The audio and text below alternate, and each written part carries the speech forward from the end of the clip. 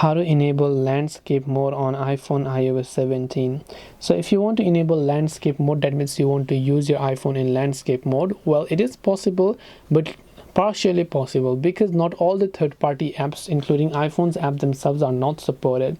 So to first of all enable portrait or landscape mode or auto rotate mode, just long press your or control panel and then swipe down, and then here you can see the auto rotate icon.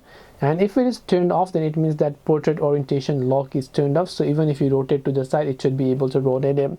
However, the only thing is that not all the applications are actually currently supported. So you can see, even if I turn it upside down, some of the apps here are still like this. Only some of the apps are supported, like let's say the Safari browser right here is actually supported. You can see I'm being able to browse in landscape mode, but even some native apps like the mail app or maybe some other apps might not actually be supported. So you might want to make sure to only use the apps that are currently supported. But you can enable auto rotate by swiping down your control panel settings.